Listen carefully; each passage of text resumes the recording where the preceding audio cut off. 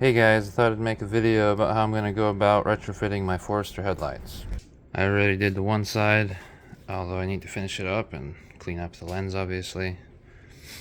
But I didn't find anybody else make a video on an easy plug and play way, kind of a reversible way, because I have a problem.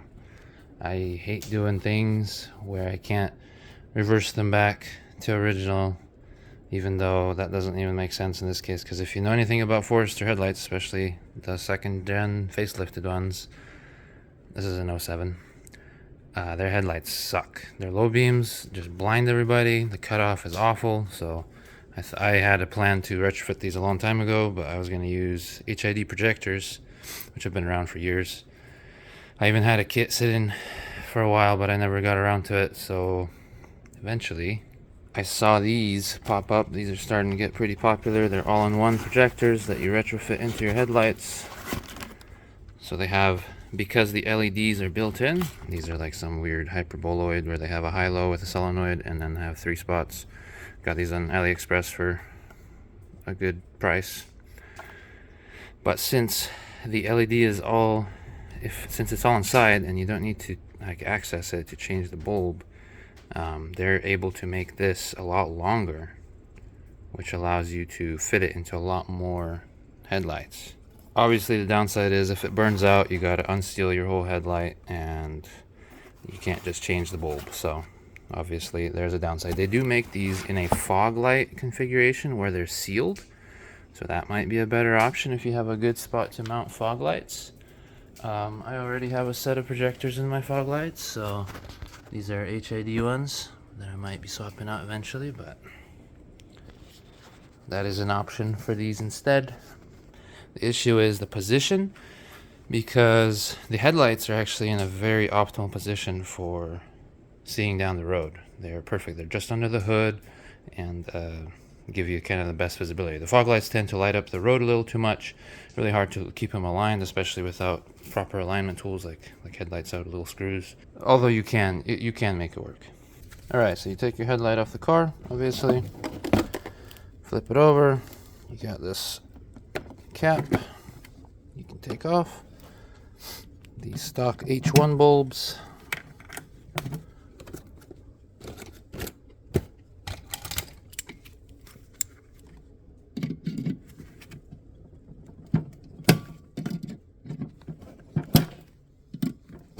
There we go.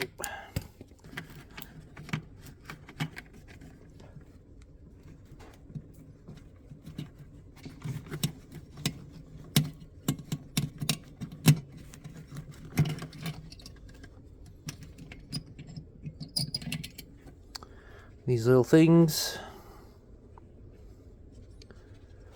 I'm gonna put away. So the cool thing about these is they have this bracket basically, so you can just unscrew this bracket. Don't lose the screws, you're gonna need them. So take off this bracket, just 2 screws, this bracket, and you won't, well, I would keep this if you wanted to ever go back, but you just set this all aside and save it to never use it again probably. So then you're left with this hole and these 2 screws. So because that mount on the LED projectors is so long, you're able to actually go all the way back to this. So you need to make this little plate. I just made one out of aluminum. It doesn't have to be perfect, just has to be more or less close. The screws just need to line up, and then you drill this hole in the middle. I used the Christmas tree bit, works pretty well, and that allows you to mount it straight to this, and that gives plenty of grip for the projector. I used one of these Christmas tree bits that goes up to 7/8, so that's big enough for these projectors. These are actually designed to work as a plug and play with all the way down to 9006 and 9005, so they're smaller as well than your typical HID projectors. They have these different washers. This is H4, this is 9007, and this is the 9006 HB3, I think, or 9005 there. They should be the same. And that way, that would just slot in, the projector would come through, it would lock in or whatever, and that would help align it. You still do have to kind of dial it in, but we're not using that, and you would have to drill this out bigger. These gaskets kind of suck, and it makes it too thick for this especially because it's so deep.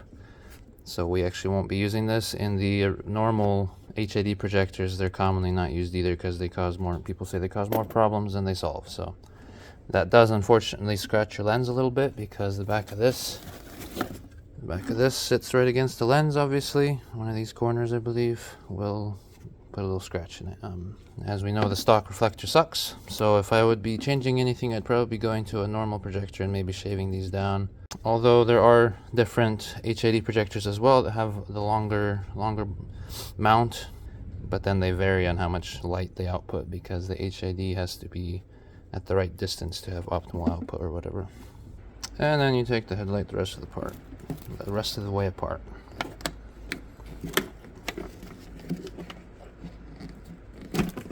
Because we will be cooking these in a box, not in an oven,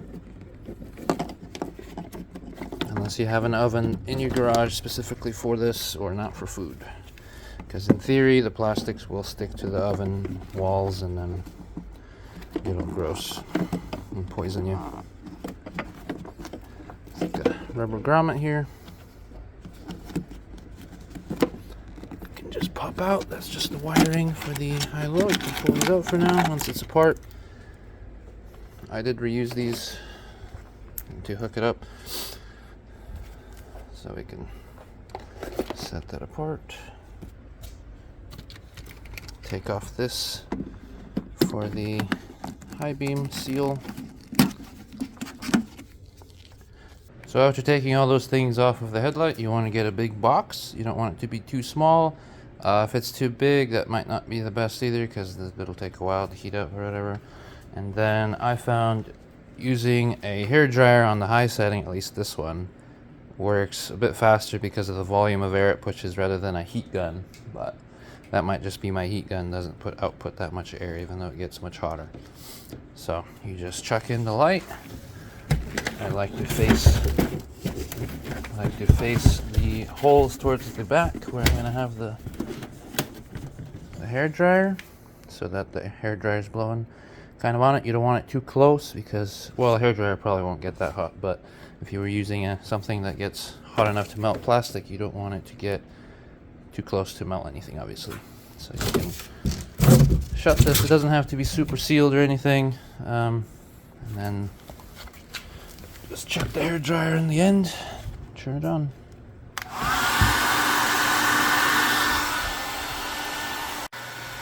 On high setting, you want it to be in there for like 15 to 20 minutes, I found.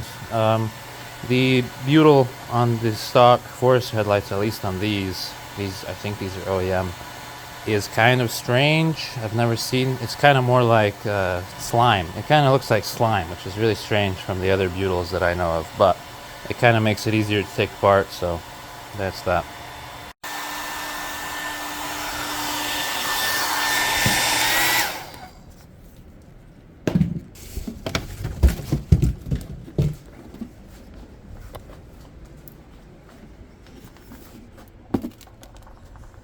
Then you grab a couple screwdrivers and pry it open. You can use a heat gun to heat up certain spots if you need to, but again, with this strange butyl, I haven't found the need to do that. Be careful to not snap the tabs, even though it's not the biggest deal. It's not the end of the world. You just need to pry them a little bit at a time, all the way around.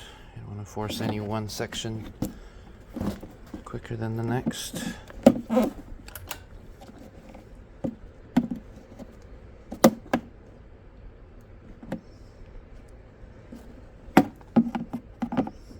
Just need to unclip them all first.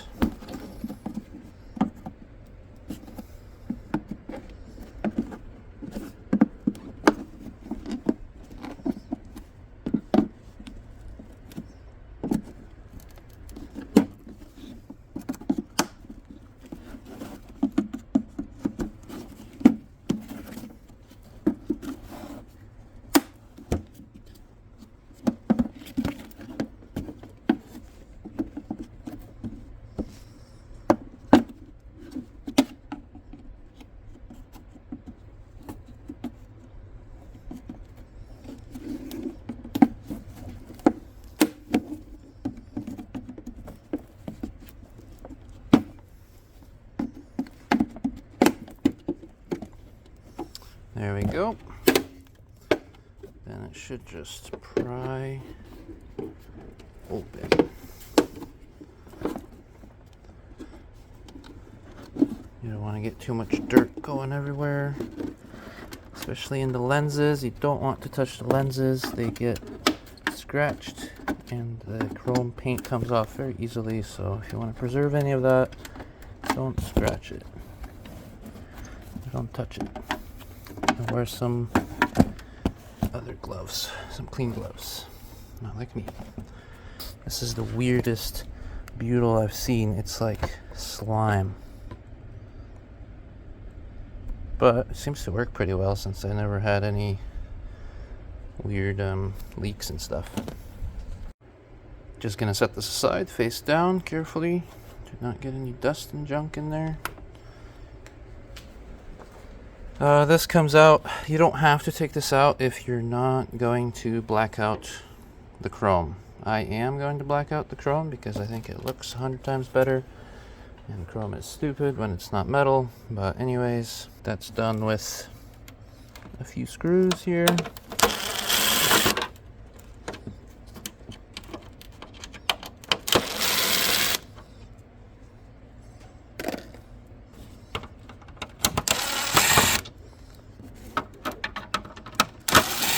Five to be exact.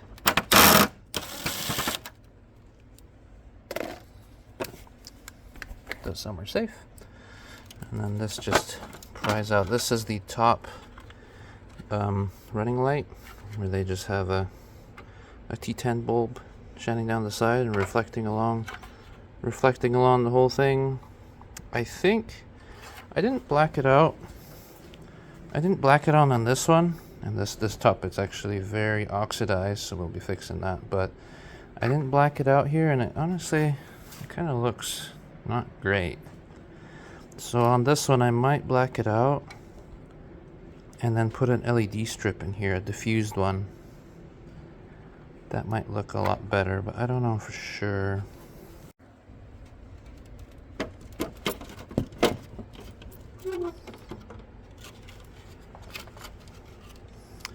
This stuff scratches very easily, so if you're not trying to black it out, you don't want to touch it. This is where I should switch to some better gloves. Just got to take this orange reflector out. Look, it's already weird discoloration going on over here. That might be not from me. These usually are held in by some really weak little plastic tabs, so you just gotta take your time and slowly push them out carefully. There we go, that's the first one. There we go. Not very heavy, but I like to keep these. Some people remove these. It's a reflector. There is an LED T10 that goes back here. It's not very bright, but it's something. And then when people's headlights shine on these, it'll reflect back, obviously, as you can see. So, I don't know. I like to keep it. I think the black and orange looks okay, even though you can get dangerously close to looking like those really cheap headlights. But we don't care about that. I'm just going to use some Plasti Dip. I think this piece you can use real paint if you want. I did the other one with Plasti Dip. It came out okay, so it's technically reversible with Plasti Dip. If you do it right, you gotta do 3 to 4 coats, allow it to dry, it's similar to spray painting, but if you have to follow the instructions for the Plasti Dip to actually peel it. You need a thick enough layer for when you go to peel it to actually peel it off. But I don't really want to peel it, but I suppose if it does, I can peel it off and paint it with real paint eventually. Similar to spray paint, I find doing the very first coat very light, like 50% coverage, works pretty well. So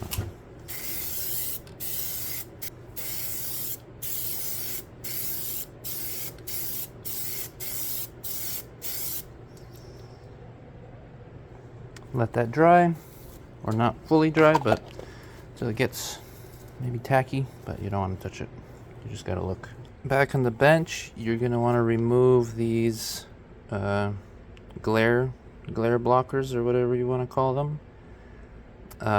The high beam in the Forest, in any car, shouldn't have one of these at all actually, but it does in the Forester because the DRL, daylight running light, which you should disable immediately, and that's actually pretty simple. The DRL disables right here. This little bar thing. You literally just unplug it, and that's it. The DRLs are disabled. If you upgrade your headlights, your high beams, like I have HIDs in here, you have to disable your DRL. You're going to be blinding everybody when your lights are off. So anyway, you want to remove that because it's literally useless, and then this is obviously going to be in the way of the projector, so you want to remove that too. That's pretty simple. There's just one screw in the back. That's a Phillips.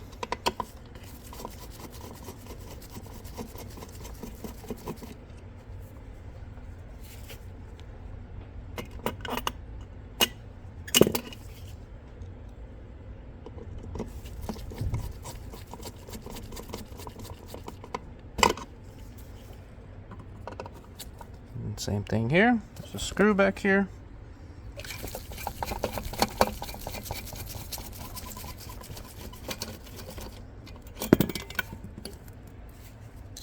Just gonna put it back because I'm weird. Oh dear.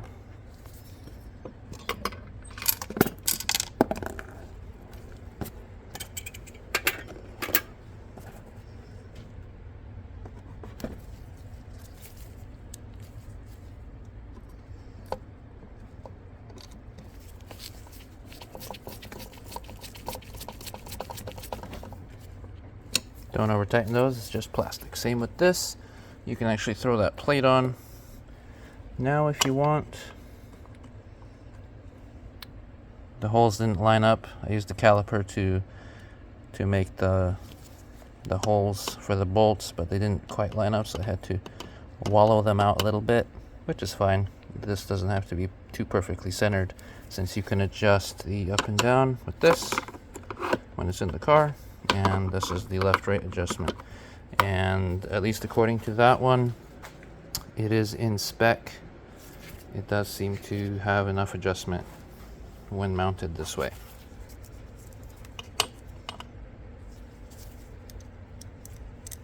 These are not magnetic screws. They're probably stainless or something, or alloy, I don't know.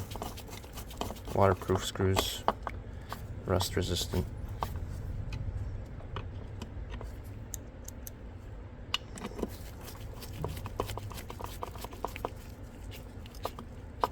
Again, don't over tighten it, just make them snug, because it is just plastic. And there you go, we got our mount. Got our mount ready to go. I'm gonna feed the wires through first. You can black this out as well, because you don't need this anymore, especially with Plastidip, where you could in theory peel it back off. But again, this does scratch very easily. Before assembling, you want to get a can of compressed air, dry compressed air in a can, and blow these out. You don't want to wipe or smudge these because they will scratch. This one doesn't matter because, again, you won't be needing it anymore. But if you want it to be reversible, then in theory. Technically, you could black out this one as well if you have an LED, especially like mine, where they're bright and it doesn't really rely on the reflector, but I think it looks okay. You just feed the wires through.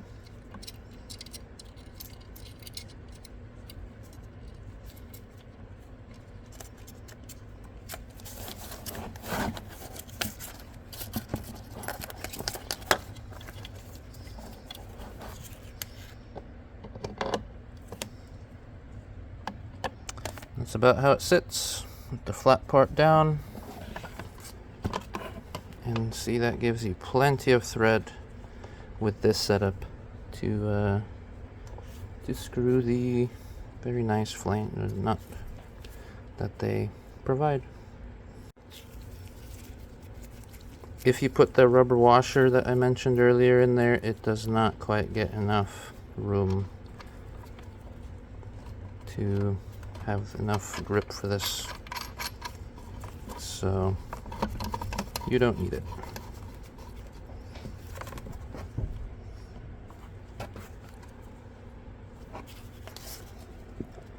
Now Now the alignment part is a little tricky. It's best to get the headlight just like this as it is and mount it back in the car and put up like a board in front or a piece of cardboard or something for it to shine on, and then check the level with a level, or just line it up to the garage door or something.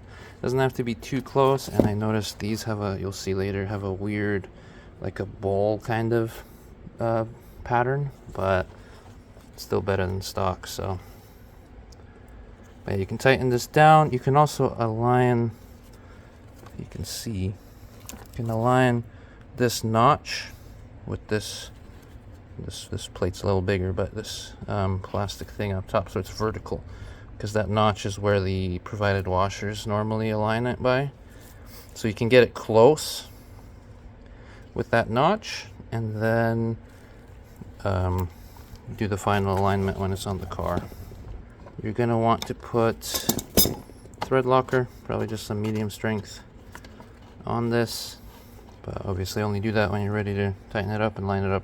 This is the LED strip I was talking about. That's the fuse that I was thinking of putting into here. This thing comes apart pretty easily. It's just a couple of tabs, some clips. Gotta be careful, of course, but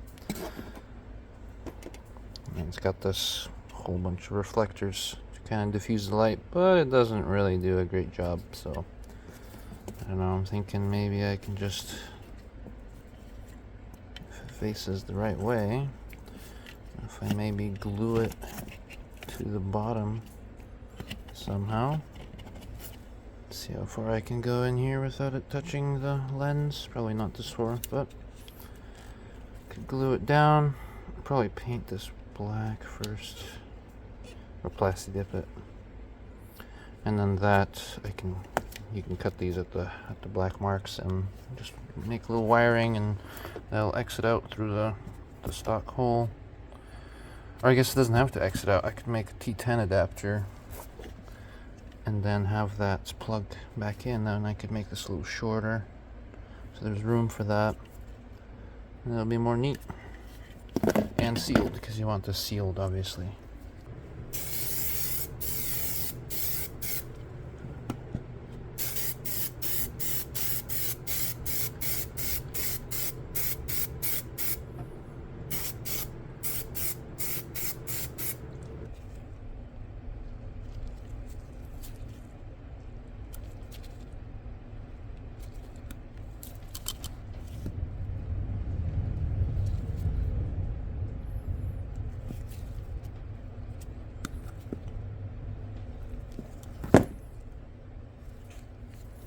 Those are the contacts you gotta solder to. And this is just a diffused LED strip in white. So the way they achieve it is the LED strip actually goes this way, as you can see, the chip in there, or the diode. And that way it shines up, and then this is all opaque material, and it glows, basically. You can't see the hot spots, because hot spots are ugly.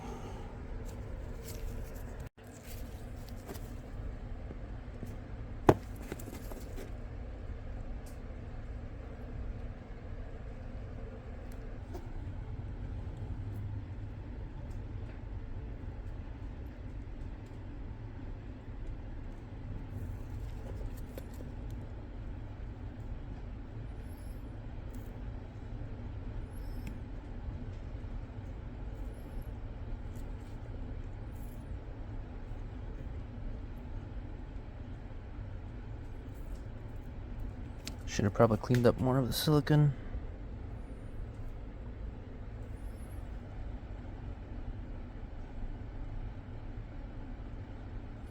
It's fine, just tin them up.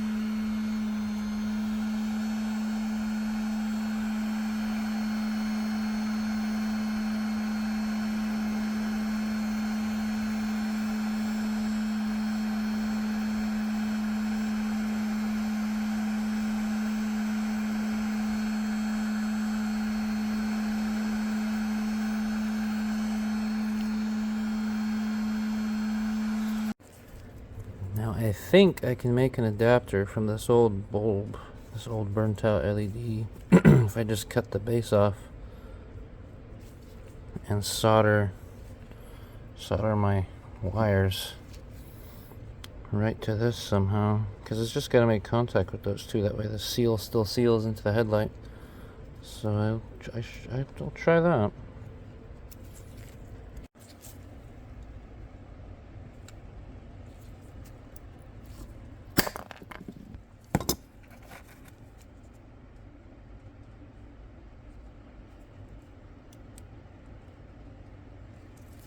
I hope that's not important.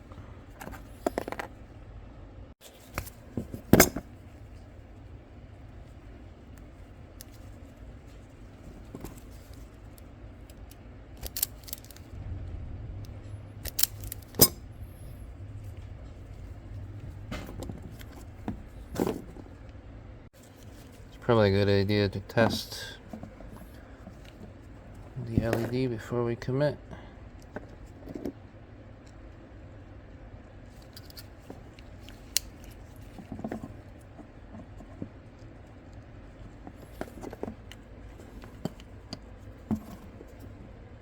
Carefully.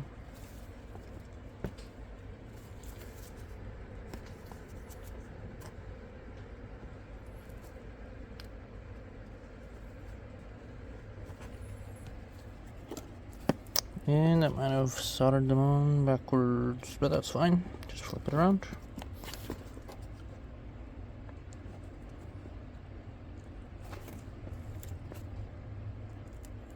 There we go. See, it's nice and diffused, nice even lighting. That's what you want. None of those hot spots.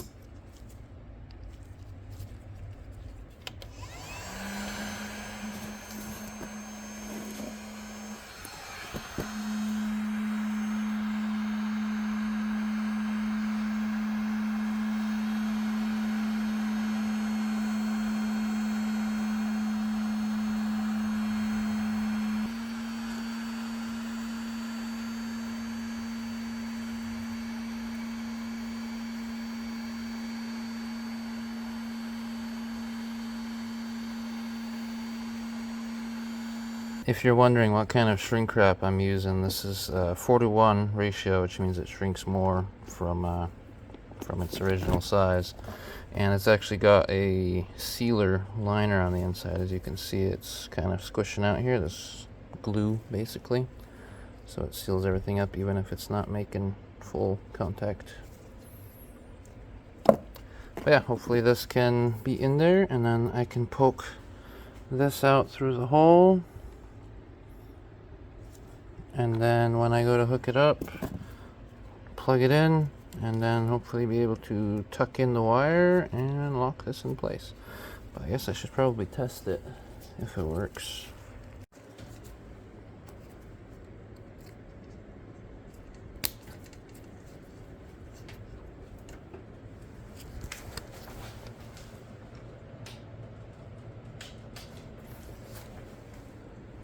Try 180. Yeah, just gotta make sure to plug it in right. Beautiful. After several nice thick coats, you do a last inspection with a bright light, make sure you didn't miss anything, do any final passes. You can actually stick them in here as well and heat up the box to help it dry faster.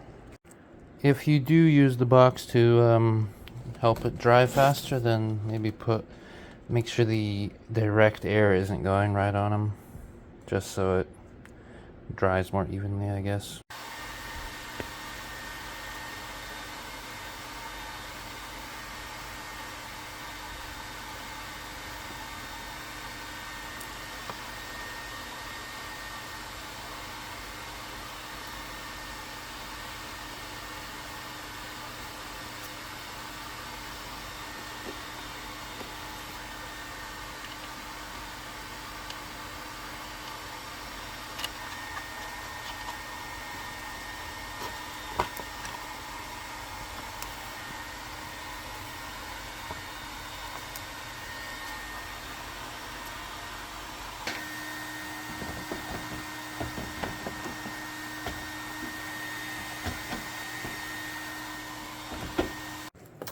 Use some crocodile clips to wire them up. You just need the black and the red, positive and negative, obviously.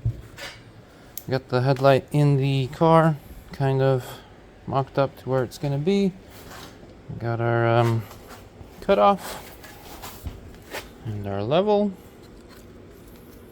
I'm just going to kind of see if it's in the ballpark, because this is obviously not scientific at all, but that is pretty close. Or good enough, at least. And yeah, this one's got the yellow wires are the solenoid, the high-low solenoid, so if we connect those, we get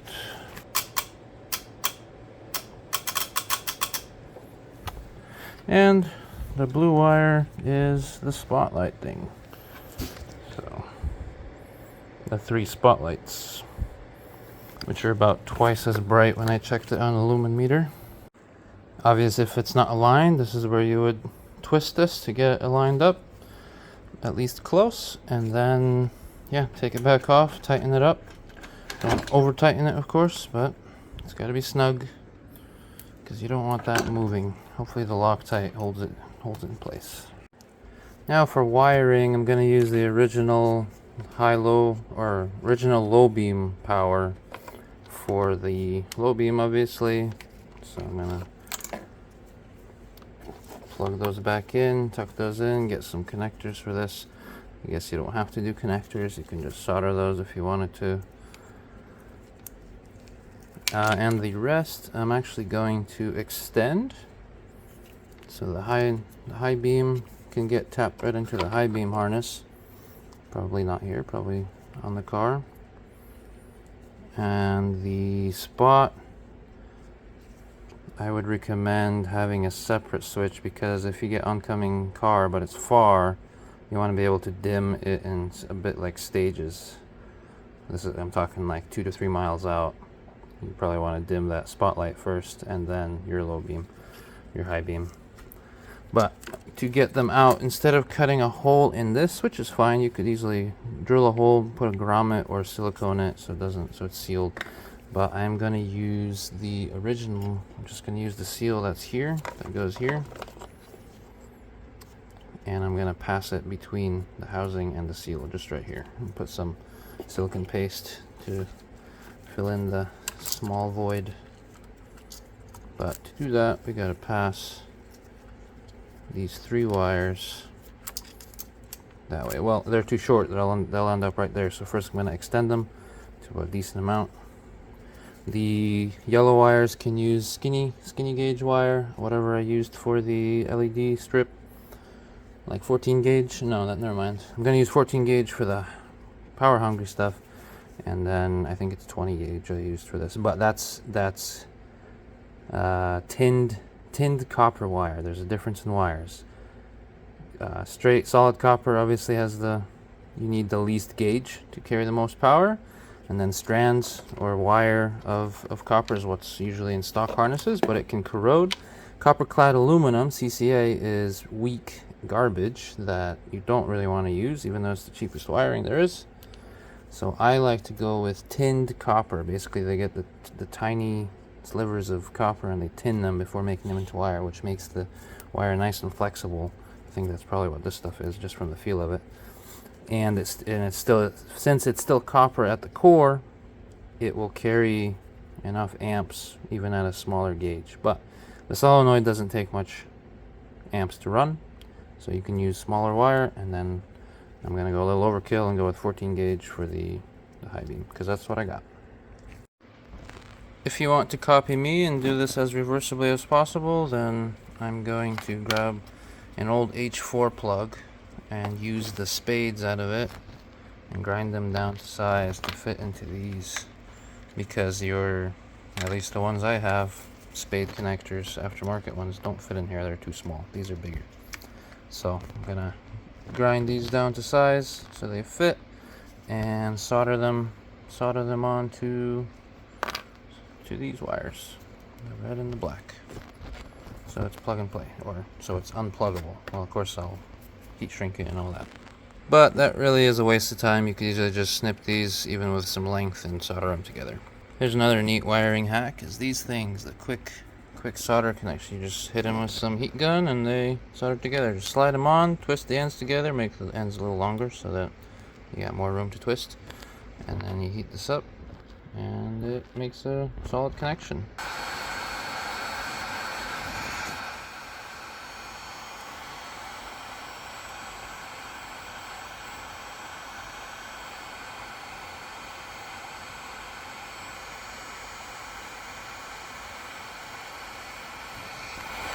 You see it's done when the solder runs in there. Then you heat up the ends, make sure all the shrinkage shrinks, and you're good to go. Solid connection. Now I don't need too much length, seeing as this is going to be connecting pretty much straight to this. You could even peel this back and solder them into that, because that just controls the high-low, and you want that to be in sync, obviously. So I don't need too much length on this cable, but just in case, I'll give it, maybe 8 inches or so. After fishing it through here and using, with the help of some needle nose pliers, pulling them out, you can go ahead and pull it tight. Leave some slack, of course, and then I'll position this somewhere at the bottom to have the least likely moisture problems, I think. But this is our high-low solenoid that will wire in to our high beam, and this is our spot that we want to wire in separately. This can all get tucked down at the bottom and out of the way so it doesn't show up in the lens anywhere, and then capped off. But we don't want to cap it off until it's sealed back up, because we want the most airflow to get in and around it. So we can kind of let this hang out. All these wires just hang here for now. After you've successfully painted, if you are going to paint your shrouds, just make sure they dry a decent amount. They shouldn't be bothered by anything in the headlights, obviously, because they're sealed away. But here's how this turned out. Plasti dipped. Make sure you paint in a well ventilated area. I'm gonna attempt to use some ultra black silicone to get this in position. I tap directly into the high-low beam harness for the solenoid, and don't worry about the polarity. Solenoids don't care about polarity. You're going to want to grab your previously painted piece and give it a dusting, again with compressed air. Don't use a compressor unless you have a moisture filter on it, as well as the lens. Just blow any dust and dirt out that's settled while you've been working.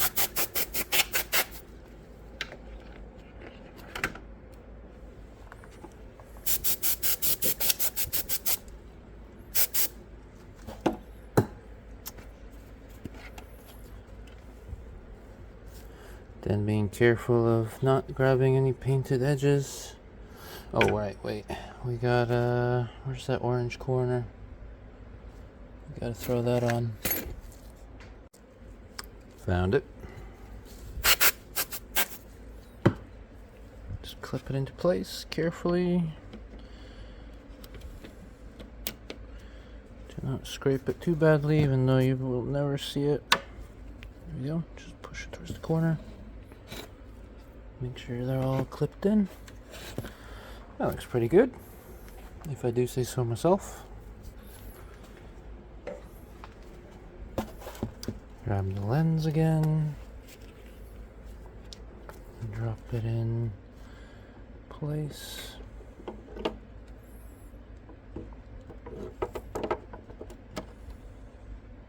I think you have to angle in this side first.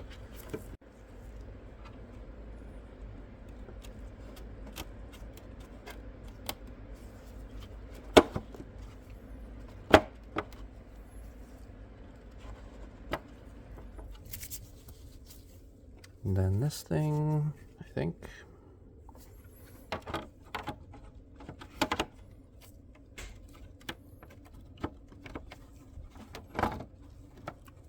This end first again. Slots in place. These just hold against it.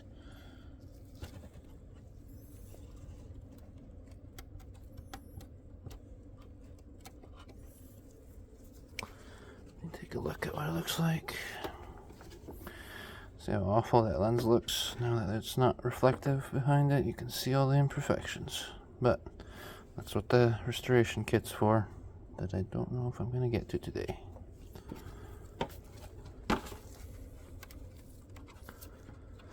This is a little tight, but maybe it'll be able to fold over like this or something. Probably don't want to see that wire. Oh, shoot. It's time to screw the screws back in.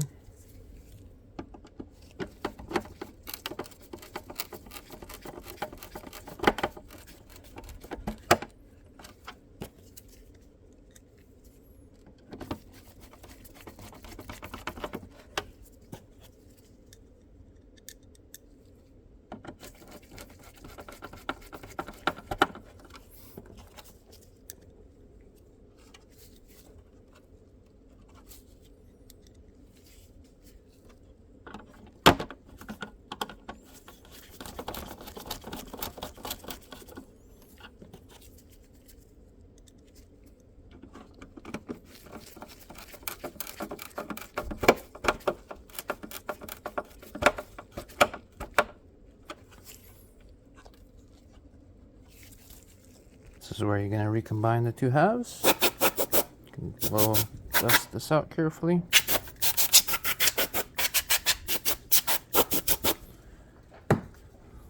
Now you can replace this butyl. Most people will say you probably should. You can get headlight bottle or butyl relatively cheap, and this stuff would probably come out pretty easily, but I'm going to leave this stuff. It seems like very strange stuff that seems to work reusability wise. It's a little dirty, but I'm going to reuse it. You can change it. For reassembly, you just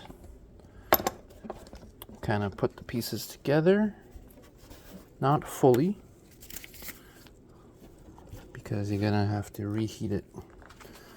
So I'm gonna feed this. Gotta make sure my wire is going where it needs to go so I can connect this up later. And then pop this on. Kind of where it needs to be, but not fully seated yet because it probably won't even fully seat until we heat it back up. So I think this is where we throw it back in the box for 5 to 10 minutes and then clip it together and then let it cook for another 10 to 15 maybe, just so it seals, so everything settles, so the butyl settles into place. Right, well, the ultra black did not work. That when I tried to put the pieces together, that LED strip just came off. Came right off. Yep, that did not work. So I had a genius idea. I had some leftover butyl from another project. This is what headlight butyl is normally looks like, not that white slime stuff. So I thought I could easily just tuck pieces in on top of it, and that'll hold it in place. And it's just sticky enough to where it should hold everything where it needs to be. And you can stretch it to match the thickness you need, or double it up. It's malleable. It's like playing with Play-Doh or cookie dough.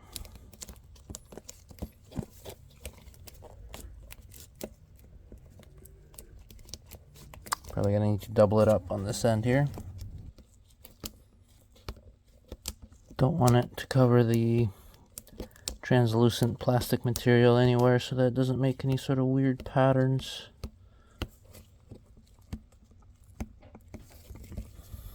There you go.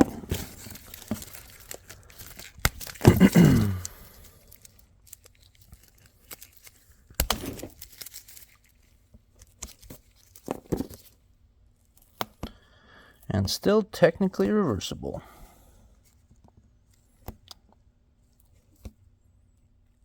Just like the rest of this project.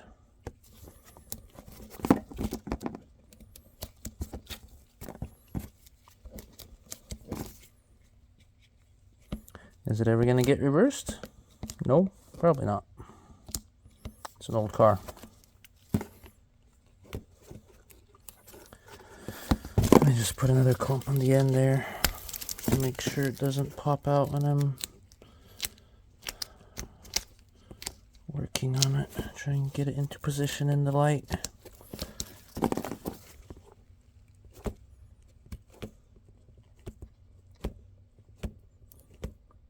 If I try to pull this out, it's probably taking the Plasti Dip with it though, so don't do that. Okay, let's see if that works with the lens. Hopefully it's not gonna stick up anywhere.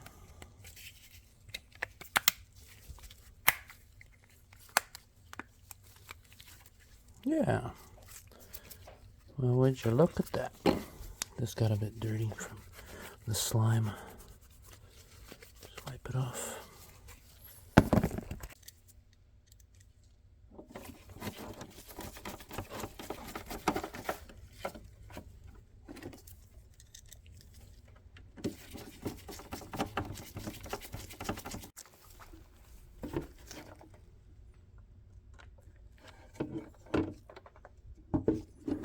Let's try this again.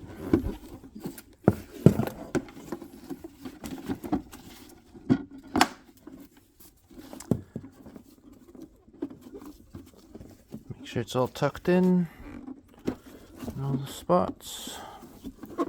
Kind of seat it into somewhat place, but not too much.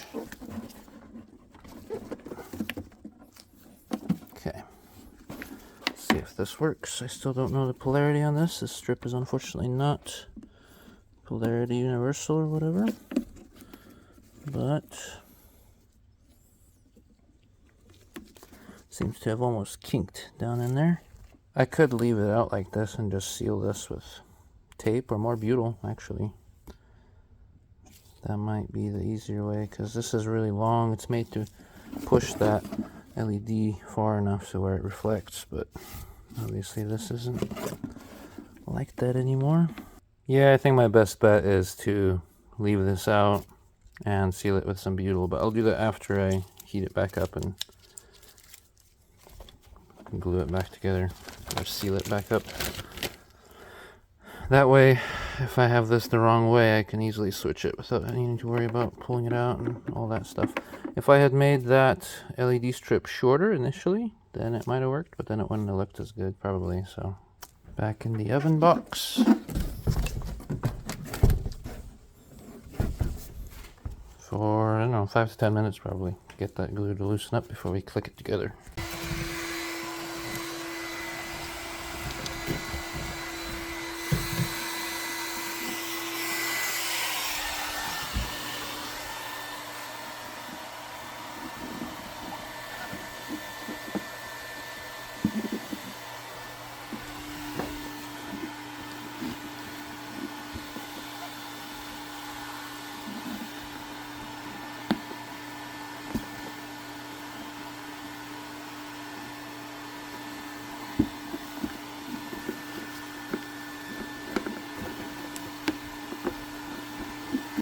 just go around the edge, make sure all the clips are clipped in, or past clipped in. And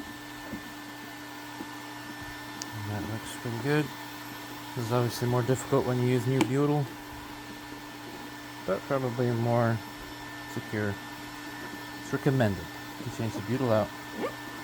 Once they're all clipped in, just put it back in for another 10 minutes or so, just to let the butyl settle in.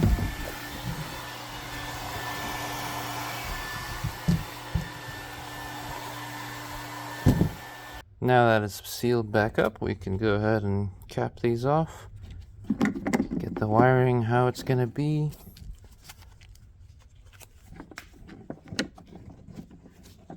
Oh, I've made a mistake. Didn't think that through. On the other one, I had it come through here as a straight shot, but obviously I can't do that if this is already attached. That was my mistake. Let's see if I can get this through the middle, which is our spotlight. And those maybe can go out the side since they're skinnier.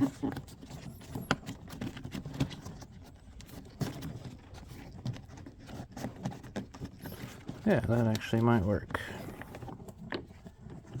That works okay, because this is such a skinny wire. This actually goes in here pretty nicely. You can even tuck it around this breather. I think this will work. Gonna use a piece of butyl to hold this in place.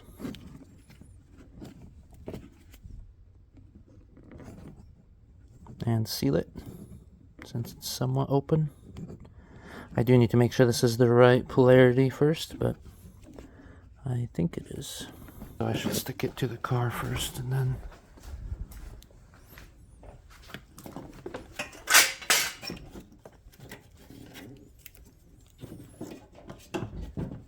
So I need to plug in this. Wiring is kind of a mess on this car. I need to waiting for a switch panel to come in with a wireless controller, so I don't have to breach the firewall into the car, although that's not that difficult to do. It's just more wires. So I would strongly recommend, if you're putting more than three or more, I guess, 3 or more different types of aftermarket lights on your car, like aftermarket fog lights that have a high-low, some ditch lights, and maybe a light bar or something like this. In this case, with the spotlight, I would definitely recommend using a switch panel. There's different kinds. There's some offerings from Auxbeam, Mic Tuning. I got a cheap $50 one off of eBay that does 4 different channels. So that hasn't come in yet. I'll have to wait. That's why I'm not bothering to hook up these spotlights yet, because I don't have that yet. They all coming back off. Whenever I get that switch panel in. Anyways, I'm gonna throw some butyl on that hole, make it waterproof. That's how that looks with butyl in it. Not bad. Alright, moment of truth for that light.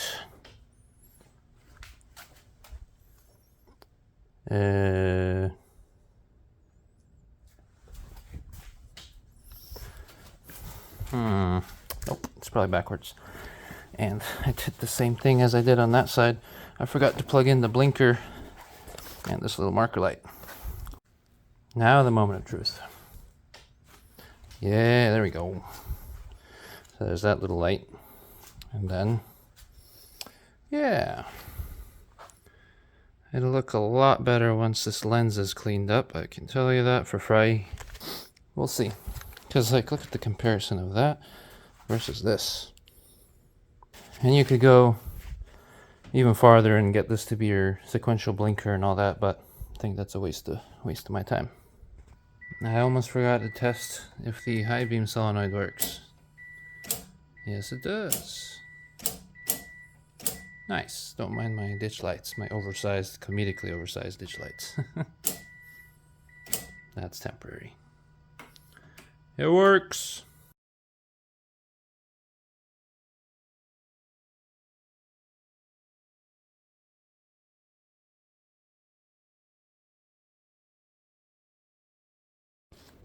I'm back in the shop working on the other headlight, running light strip. I thought I'd show you guys what I'm going to use for the lights, the switch panel. Got this for like 50 bucks on eBay, which is probably the cheapest I've seen a switch panel be. It's got all these stickers so you can label the switches.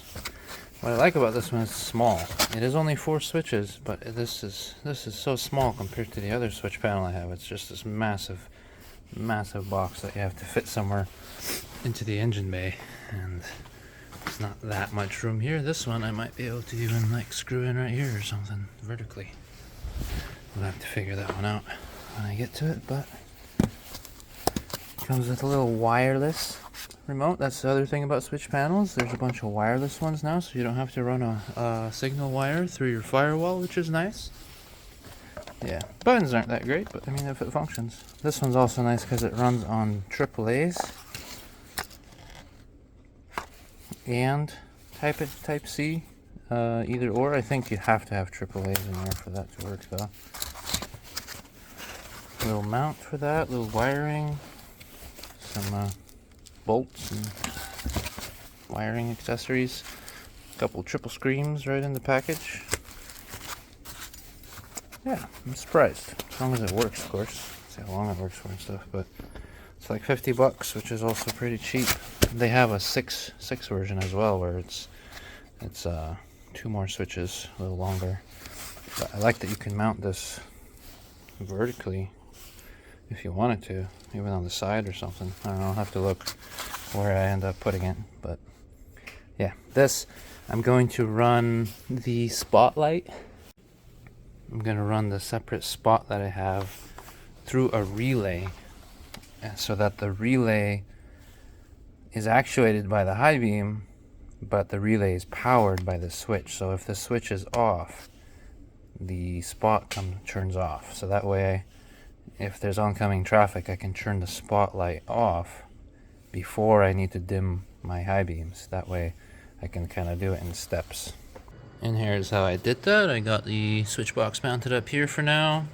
The wiring looks a bit messy, but should be able to tidy it all up. I'm just in the testing phase, making sure everything works. I've got, this is the relay for my spots. That's all it's doing for those spotlights. It gets power, as I mentioned, from the high beam, which you have to do through a relay that switches the polarity, because for whatever reason Subaru in their infinite wisdom decided to do a negatively switched high beam for this car. I think low beam is too, but which is such a pain. But anyway, you can get a polarity switching relay thing, and then you give it the plus and minus from the high beam, and you can get a positive switched anyways to get a regular relay or whatever lights, aftermarket lights you want to run. So that's hooked to my channels. I just got, this is the blue accessory wire for this. You have to connect this to accessory. I'll probably hook it up to parking lights. I can't find accessories fuse anywhere, and I don't want to go all the way through the firewall, because on these cars it goes out into the fender and then up the fender and into here. You can go with a grommet on that side, but then I have to run all the way around just to get, because the accessories fuse box is down here. Anyway, it's just more effort than I'm willing to go through just to have it turn on with accessories. The car should be running when running any of this stuff anyways, because otherwise you'll kill your battery really fast. So I'll just tap into parking lights somewhere to show you how this is working. So now to test if the spot will turn off with the high beams, I'm going to turn on my low beams. Then that's the high beams. Yes, these actuate together with the high beams. That's just how those are wired with a solenoid. I mean a relay. And then if I turn on this, there's that little spotlight, which probably doesn't look like much right now. I'm sure it will down the road. And then if that's on, and I'm driving around a corner and a car pulls up, I just turn off my high beams and everything turns off. Very nice. I also wired my fog lights into this instead of, or rather, these ditch lights. I had them wired into the fog lights originally, so the fog lights came on with these. That's because it's the only switch I have inside the car. But now I have it running to this box. So now if to turn this remote on, this specific one, you click two buttons at the same time, they light up white, and then you turn it on and it lights up yellow, whichever ones are actuated. As you can see, that activates my ditch lights. There's a little light that turns on as well for all these. I'll also be using one of these Cerakote kits, headlight restorations from Cerakote that I've heard good things about, to hopefully get rid of that terrible hazy yellowness in the lens.